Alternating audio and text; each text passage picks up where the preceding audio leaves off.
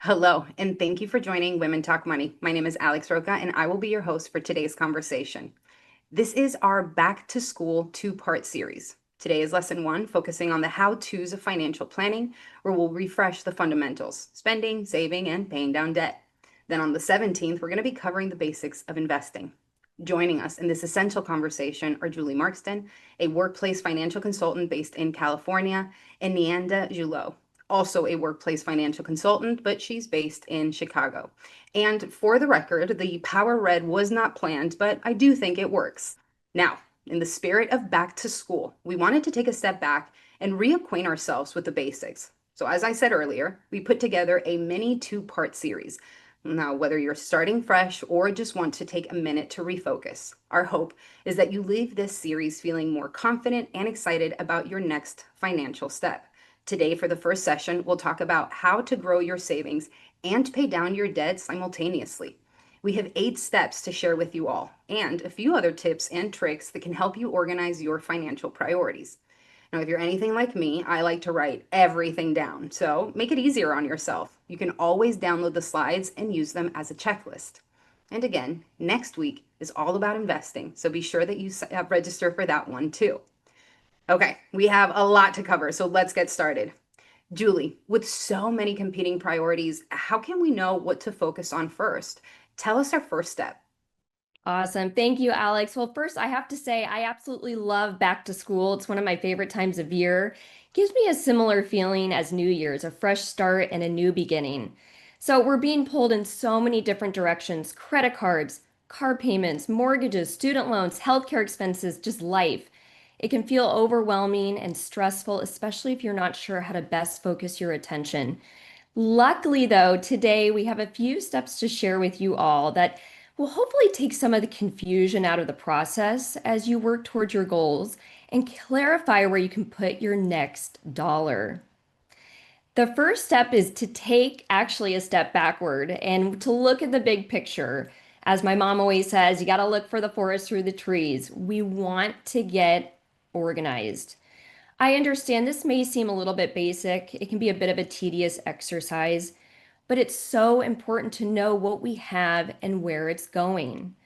There's something that I share with clients and participants that I speak with day in and day out. It's called the 4 quadrant exercise. So you can fold a piece of paper or just take a piece of paper and make 4 quadrants or 4 rectangles on that piece of paper. And I want you to label each quadrant. The quadrants are labeled as owe, own, earn, spend. So you want to know what you owe, own, earn, and spend. When we look at the O category, what we're talking about is what are our debts? What are the liabilities on our balance sheet? What are the loans that we're still paying down, or the mortgage or the car payments? Listing those out along with the interest rates associated with what we owe and also the balances that you have left. Knowing what you own, this is the assets part of the balance sheet. What are your real assets? What are your accounts? What are the collectibles that you have? What are you earning? What sort of earned income are you bringing in? Salary, wages, tips, any passive income that you may have come in. And of course, we need to know what the outflows are. What do you spend on a monthly basis? We highly encourage people to categorize their expenses between fixed or essential expenses, as well as any discretionary items. Your fixed expenses are going to be those things like, the mortgage and the insurance payments, food, and things like that. More of the discretionary items could be things like vacation, travel, going out to eat. Highly recommend trying our debt management worksheet too. This is a great way to help you delineate all of the items that are in the O category. And Fidelity actually has a great tool to help you do this. It's called Full View, and you can input all of your information digitally and use that as a baseline moving forward. And so, what do I mean by this? You can actually add your accounts, even the ones held outside of Fidelity, and you'll be able to see your entire financial picture in one place. Once you fill out that information, you'll have access to budgeting tools, debt management dashboards, and so much more. Now, Neanda, how do we know how much we should be spending or budgeting for in each of those quadrants that Julie was talking about before? Of course, hello everyone, and hello beautiful Women Talk Money community. We'll definitely talk about a guideline to share with you on spending and budgeting, but first and foremost, we want to acknowledge that everyone's situation is different. Costs can vary depending on where you are living, right? So these are strictly guidelines, and we want to make sure you give yourself grace, have milestones along the way. That is okay, and we celebrate that. Now, in terms of the guideline, we want to share with you today our 50-15-5 guideline. And we're going to break this down for you in 3 parts that you see here on the screen. The 50% part is really thinking about keeping your budget for essential expenses to no more than 50% of your pre-tax income. So think of these as your must-haves, your 4 walls. I like to think of it as the things that help me sleep at night, right? We're judgment-free on whatever gets on that list, whatever is essential for you. The 15% part of this guideline is we suggest allocating 15% of your income to your retirement savings. That includes your workplace plans like 401ks, 403bs, or IRAs. And bonus, this 15% number also includes your employer match if that is offered to you. On to the 5% piece of the puzzle here. We suggest allocating 5% of your income to short-term savings, AKA your emergency savings. And I love this part because it's not a matter of if an emergency will happen, but when. So having something in place, an account that's funded to prepare for that rainy day, that hurricane, that monsoon, whatever you want to call it, is golden. And not only that, that account is intended to be used for emergency. So don't be afraid to use it. I have folks that are scared to pull from it. An emergency happens, use it. Every account has a job. And then this 50-15-5, the 5 piece allows you to have a plan in place to replenish it. And not only that, as you can see, the 50-15-5 doesn't equal 100%. That's intentional. We want to give you all wiggle room, grace, room that for that 30% to be your want to haves. What do you enjoy doing? What is your fun money going to be allocated for, right? We definitely want to make room in our budget for that to address our desires. And we do love a framework, but you're so right, Neandra. It's just that, a framework. For example, if your situation doesn't allow you to save 15% for retirement right now, that's okay. Start where you can. And like you said, we're here to help you. Let's keep going with that thought for a second. The framework is a great goal, right? But where should someone start if they're finding it difficult to fit into that framework and feel like they may not have enough to do everything? Julie, can you take this one? Yes, absolutely. We want to make sure that we're protecting the credit score. What is the credit score? Your credit score is a 3-digit number that estimates the likelihood you are to repay a loan in full and on time.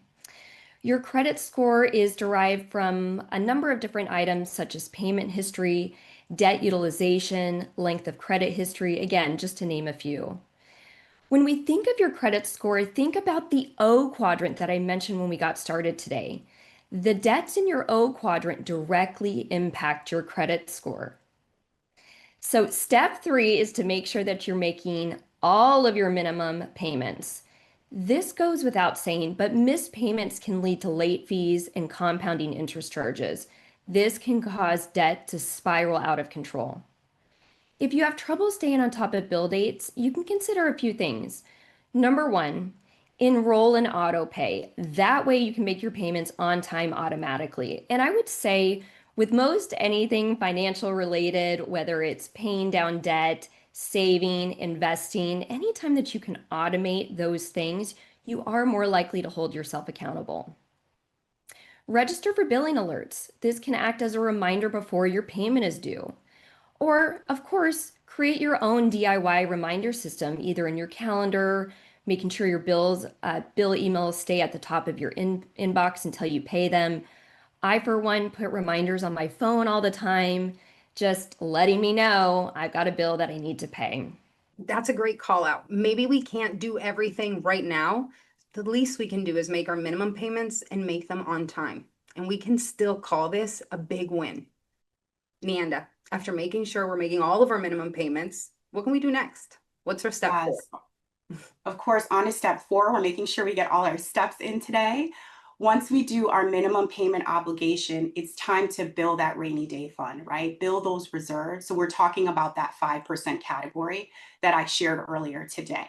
So we suggest aiming to reach an initial cash buffer of $1,000, or I would even take it a step further and think about whatever your rent or housing payment is. Now I know where I live, it is not $1,000, right? So I'm aiming for more for that initial cash buffer, but you're doing whatever you can, right? Turning the dial up or down as you see fit.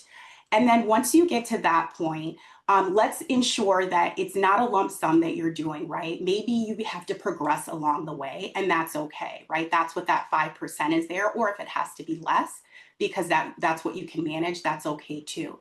I'm all about baby steps and milestones to these guidelines, because when a baby first takes its first steps, right, his or her first steps, we celebrate that. That's monumental. Baby steps should be monumental for us as well, and that should signify progress. That's so smart because you don't know when something is going to come up, like car trouble or an unexpected medical bill. Having a little cash set aside can help make sure that your bills are paid on time and ultimately that you protect that credit score Julie was talking about earlier. So, Julie, our minimum payments are being paid, and now we have a little cash buffer. What can we turn our attention to next? So we're going to switch gears slightly to talk about the 15% category of retirement that Neonda had mentioned with the 50-15-5 rule. So this step number 5, may not apply to everyone. However, if you have an employer-sponsored retirement plan, such as a 401k or a 403b, it is time to make sure you're contributing enough to capture your employer match. An employer's match is essentially free money. So, not taking advantage of it is like leaving money on the table. We do not want you to do that. With that being said, you want to look into whether your employer's contributions take time to vest and think about whether you'll stay at the job long enough for them to fully vest before you start banking on that free money. Vesting, just so everyone knows, is a term that's used that corresponds to what your employer contributes.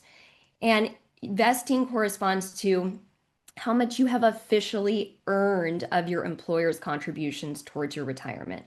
A lot of times you can see companies or organizations will offer a 3-year cliff vesting. You have to be there a minimum of 3 years to get the match, or 5 years.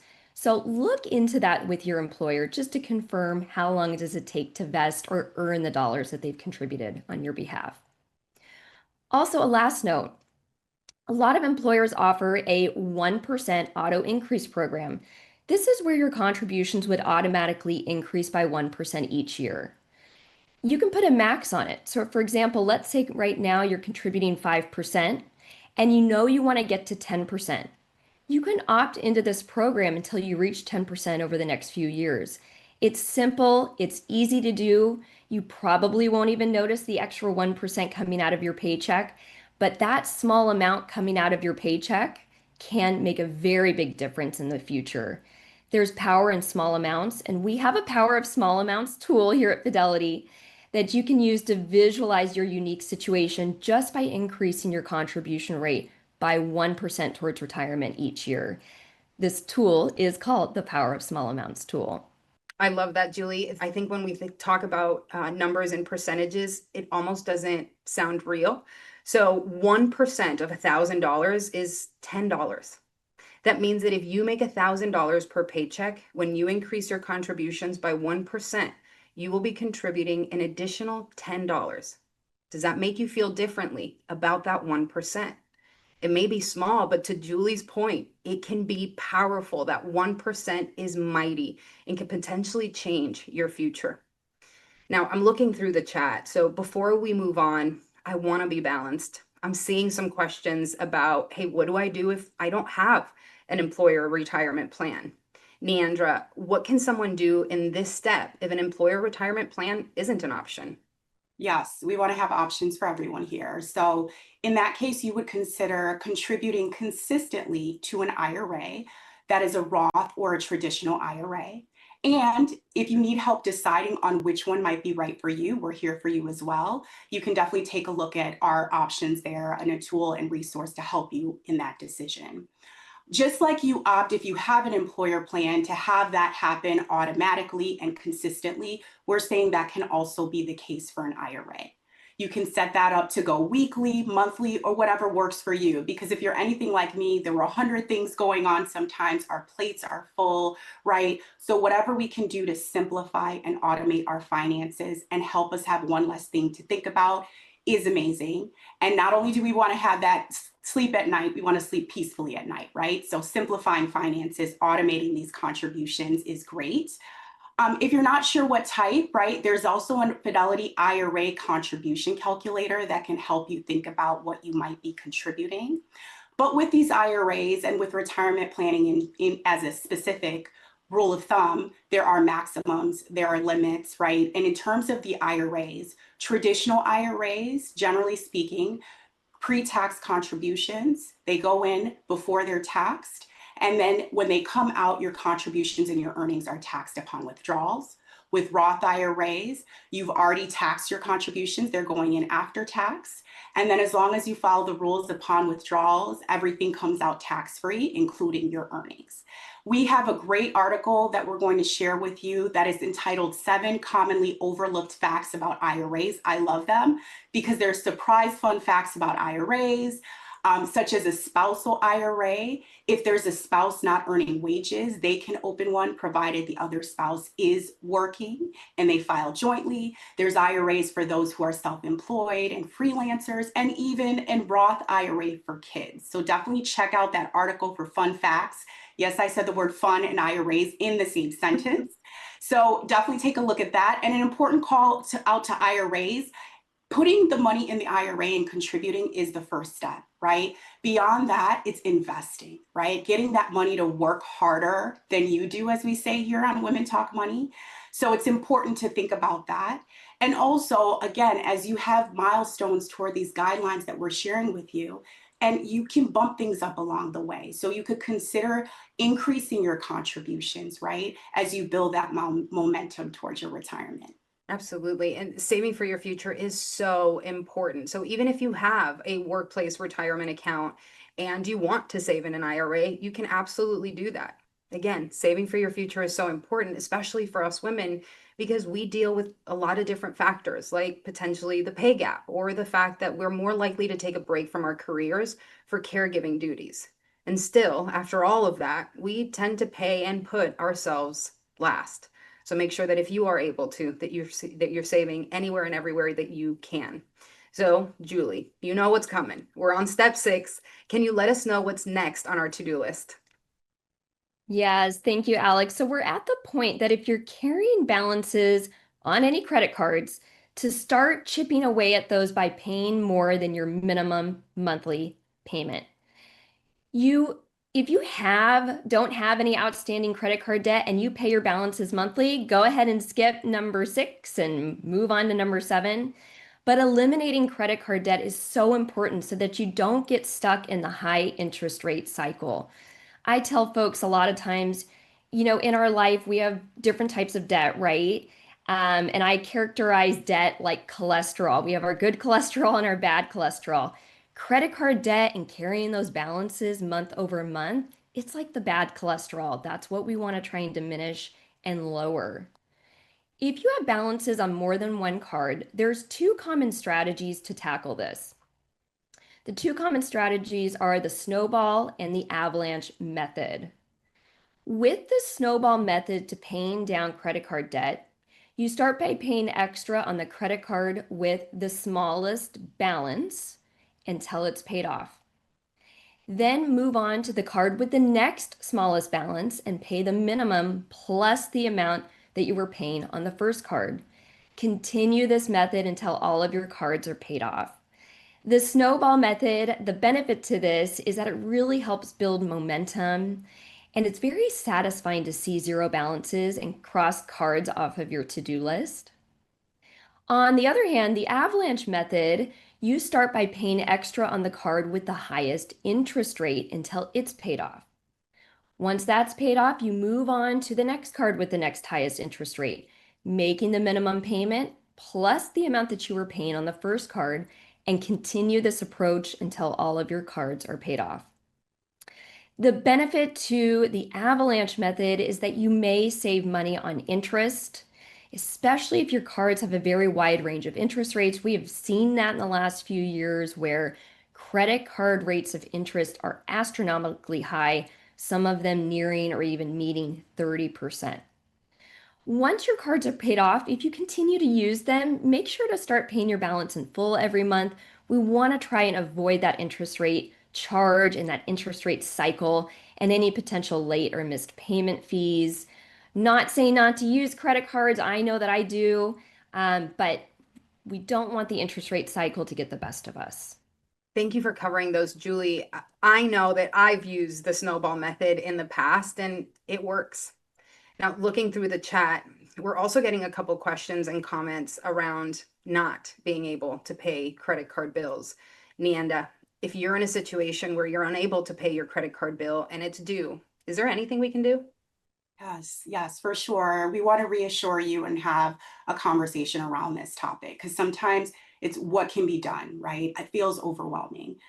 So I know that missing credit card payments is a major strain on your finances and can increase a lot of stress, right? So stop using the card is our first recommendation, right? If possible, leaving it at home, unlinking it from your digital wallet. I believe it was on another Women Talk Money webinar with one of my colleagues shared putting their credit card in the freezer and them having to defrost it. And in that defrosting time, that was the time that they reflected upon, do they really need to put it on their credit card or not, right? Whatever you have to do to strategically keep that distance from you and the card, right? And then you want to try to call your credit card issuer, right? Sometimes we might think that, hey, this is it. This is what I have to deal with. But the power that we have, the power to use our voice, call them up, tell them about your situation, see if you could possibly negotiate a lower interest rate, even from a time period. They may say no, but at least you tried and used your voice, right? The power in that. Not only that, but you could also consider exploring credit counseling. And we do want to make sure you know that if you are speaking to or need to speak to a credit counselor, that relationship will not impact your credit score. It does not mean you're filing for bankruptcy. What it is a conversation around the best options in terms of debt relief. So we want to make that clear. You can find reputable credit counseling programs through the Department of Justice U.S. Trustee Program, which features a searchable database of credit counselors. Another option to consider is transferring your balance to a 0% credit card, right? So consolidating that debt for a single payment and ideally lower interest payments, maybe 0% promotional offer. Now it's important with this strategy to understand the terms and conditions, the fees, all of the fine print. Ask the credit card company 100 questions if you need to, so you're clear if you decide to go this route. I actually want to jump in here before we get back to the steps. Julie, I have a follow-up question on what Neanda just said, and then we can get back to step 6. What if the situation isn't as temporary as we'd like, and we're not sure when we're gonna be able to pay our credit card bill? What can someone do in that situation? Well, first and foremost, I think we as women try to tackle everything and take everything on ourselves. I want to tell everyone it is okay to ask for help and it's encouraged. Finances in general can be extremely difficult to navigate. Consider working with a financial professional so that you have an established relationship in both the good times and the bad times. There is a green button, and I think Alex had already mentioned it, but if you click on that green button here in today's webinar, I think it's at the bottom right-hand side of your screen. Fill out some personal information. A Fidelity financial professional can and will reach out to you to help walk you through your unique situation, so highly encouraged. But going back to your initial question, what can you do if you can't pay your credit card bills? First, call your card issuer. They may be willing to negotiate with you. Ask for relief options. If you suspect that you're going to need more than just one waived fee, ask your creditor for more relief options. Could be something as lower minimum payment or even a lower interest rate for a few months until your financial situation stabilizes. Perhaps explore a hardship forbearance program. Your credit card issuer may also provide this program to briefly pause payments in the event of a financial setback. Maybe negotiate a repayment or a debt settlement plan. This you can negotiate yourself or with the help of a debt counselor or an attorney. And I think the big thing to take away from these ideas is that it never hurts to just ask. You won't know what options are out there for you unless you take the time to do the research and to ask for help. It's absolutely okay. I want to thank you both for sharing this information. And I totally agree. Working with a financial professional can offer a sense of relief and it can take some of the guesswork out of what to do next. Definitely click on that green button if you have questions. So let's get back on track with our steps here. I think we're on 7. So, Neanda, once our credit cards are all sorted out, if needed, what's next? Yes, remember the cash buffer we've been talking about throughout this webinar. Now it's time to fully fund this emergency savings account. It's go time, right? So we want to share with you all an article about how to save for emergencies. And not only that, what kind of account should you consider to hold this emergency money in, right? For this step, we say aim to save at least 3 to 6 months of your essential expenses. And a common question I get from clients is, where should I be in that 3 to 6 month range? First and foremost, as always, it's your comfort level, but you can think about factors such as, do you work in an industry? If you lose your job, it might be hard for you to pick up another one, right? So maybe you're on the 6 month, closer to the 6 month range. So factors such as that for your personal situation is what you consider. But when your goal, again, as you inch and progress toward that 3 to 6 months, we're talking sleep in this seminar, sleeping peacefully at night. That is what is meant to do to make you feel like you are covered when emergencies come up. All right. We want to make sure that money is also easily accessible, right? Keeping it in cash, not, and earning interest, right? We want to earn as much interest as we can along the way, right? High interest savings account, you could consider money market funds, things that could provide that interest, but we don't want this money invested for there to be ups and downs, right? So easily accessible, and it may feel like a lot to keep it in cash, but remember, this is your safety net. This is your I'm going to sleep amazing tonight money. That's what it's there for, to be there if there's a life curveball that comes along your way. We are flying through this checklist. So credit cards are square. Our emergency savings is fully funded. I think this is also a good spot to bring up a few of the questions from the chat that we actually see quite often. Should someone focus on paying down all of their debt or switch gears and contribute more to saving? Julie, with that in mind, can you take us through our last step? Yes, I can't believe we're at the last step. Wow, we have flown by through this. The good news is you now have many of your most pressing financial needs covered. So you can start moving down your priority list. This may be where decisions start to get a little bit more complex for you and your situation.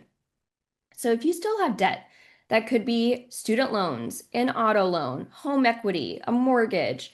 Try comparing the interest rate on your debt to our rule of 6%. What is the rule of 6%? Generally speaking, Fidelity encourages you to focus on paying off debts that have an interest rate of 6% or greater before any additional investing. On the flip side, if the rate of interest on any particular debt is less than 6%, probably makes sense to make the minimum payments and invest simultaneously. That 6% rule can help you decide whether your next priority should be paying more than the minimum on remaining debts or investing additional unmatched dollars toward retirement or other goals. If you do have student loans or a mortgage, also make sure that you're taking advantage of maybe any tax deductions that you could be eligible for on the interest that you pay. Explore any employer benefit programs like student loan relief, or maybe if you work in the public sector, you'll qualify for public service loan forgiveness. As we mentioned earlier, we want to make sure that you are aiming to save that 15% of your income towards retirement each year. Keep in mind that does include what the employer is contributing on your behalf. That 15% doesn't all fall on you. But just know that this is something that we are aiming for, is that 15%. So a guideline on how much to save for retirement, maybe during step 4, if we go back, you were only contributing enough to get your employer match. Now it's time to try and hit that full 15% mark before you continue down your priority list. And if you're already hitting that 15%, amazing. Consider saving even more, perhaps maxing out your contributions to your employer plan to the IRS limit, or opening a supplemental IRA to potentially save more. It's really about striking that balance between paying off debt, saving and investing. And I think that 6% rule of thumb really helps give you an idea of what you should be prioritizing. I appreciate you sharing that, Julie. I agree. We're continuing up the ladder of financial wellness.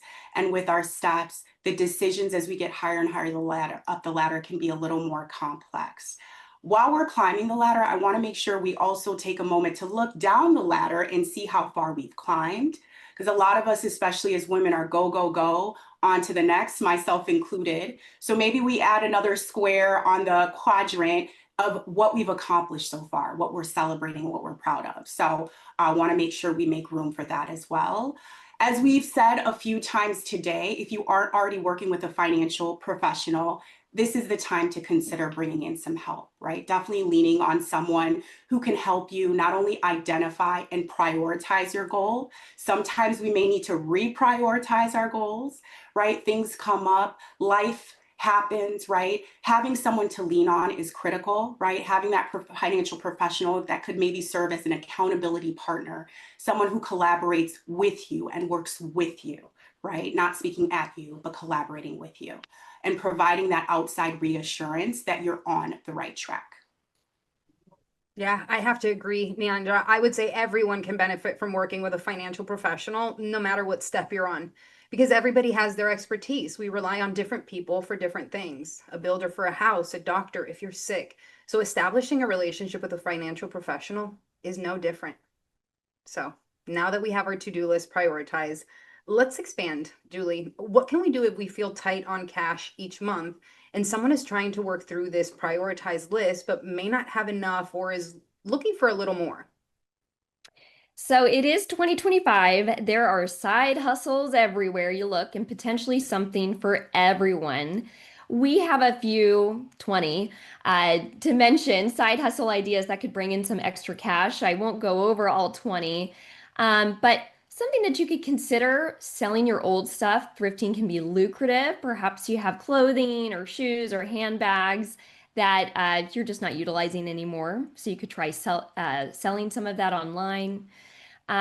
Believe it or not, cleaning, that's actually my love language. I love to clean. I'd be happy to clean someone's house.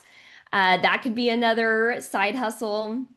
Delivering food, or, driving for one of the rideshare apps, proofreading, editing resumes. Hey, becoming a TV or a movie extra. I live in the West Coast, near a very big metropolitan city where media is king.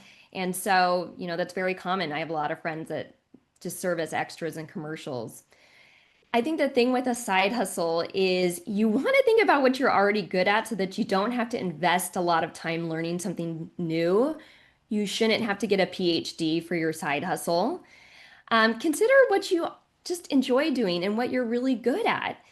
Even if you are good at something but you don't enjoy doing it for yourself, odds are you probably won't like doing it for others either. And I think the thing with the side hustle is the juice should be worth the squeeze. Account for what people are willing to pay for in your area, upfront and ongoing costs. Before you embark on that side hustle, you want to have a good idea of the level of effort investment that's going to lead to a big enough reward. And once you find that gig, market yourself. Tell your friends and family that you're looking for clients. Maybe post in a local social media group as well. That's great, Julie. Thank you for sharing that. We also know that not everyone will be able to take a side hustle. So, Neanda, do you have any other tips for someone wanting to save more money, may not have much left over to save, and may also not have the opportunity to necessarily make any more right now? Yes, because as the long list of side hustles does exist, many of us may not have the time, right, to do the extras. So where can we look at our budget? Where can we adjust things in our life? And we have a million things to do. And remember, I'm the one who is encouraging that amazing sleep, right? So we want to share with you all an article that I love that's 10 ways to cut your expenses by 10%. There are a few pointers that I even know by heart in that article where it says embrace the art of negotiation, something we spoke to earlier. Use your voice, talk to your credit card issuers, talk to your utility companies. Can you negotiate rates? There is something in there, embracing your inner chef. What's your passion? What are you already good at, right? Doing that, maybe being that chef instead of going out to eat, like things like that you could think about, and that article will share and give you some ideas. Because it's more than saving, obviously investing, but how do we minimize expenses? That can also amplify our financial picture, right? Everyone's situation is different. So their money saving mindset, right? Needing more money. We want to also think of this as abundance, right? It's not restriction, but how can we think outside of the box to minimize expenses in our life, right? We can even be reflecting on the quadrants that Julie shared earlier, and we're seeing our money is going places that isn't aligned with our life anymore. It's not reflecting our values. So definitely take a look at that article. Take a look at some of the things I shared with you today, and let's put it in perspectives. Again, the power of small amounts. Sometimes speaking in big numbers can be overwhelming and unattainable. But if we save $14 a day, right? Just $14 a day. That's what? I don't even know if that's lunch, right? In some parts of the country, you can add an extra $5,000 to your bank account by the end of the year, and potentially, again, amplifying your saving and investing for that money if that's a goal. Neanda, what a perfect segue for next week's events, which again is titled What You Should Know About Investing. So please join us on the 17th for a deeper dive into how to get started investing, or if you're already investing, what can you do to level up? Julie, Neandra, I want to ask one more question before we wrap today up. If you had one takeaway to share with our audience today, what would it be? Julie, let's start with you. Power in small amounts. I love taking bite-sized pieces and showing the impact that it's going to have on the long run. I tell people this all the time. If you just start saving a little bit right now, in 30, 40 years, you're going to be astounded at the amount of compound growth. Again, there is so much power in that. Thank you for that, Julie. And Neandra? I would say baby steps are monumental, right? The little bit, the incremental progress that we make, acknowledging that, right? And having that motivate us. I think we need to embrace and give ourselves grace, and celebrate those milestones along the way. Absolutely. For me, it was about automation, whether we're trying to make sure that our bills are paid on time or that we're saving at a regular interval. Make sure that you automate whatever it is that you're trying to do. That way, when life gets in the way, we don't forget those important steps as well. So, Julie, Neanda, this was wonderful. Thank you so much for chatting with me and for all of the great information that you've shared today. We're also going to have a slide, I think it just went up, that's going to have all of our upcoming events and to remind you on how you can get help. And to all of you watching, thank you for joining. We'll hopefully see you again on the 17th. We hope you have a wonderful day. Thank you.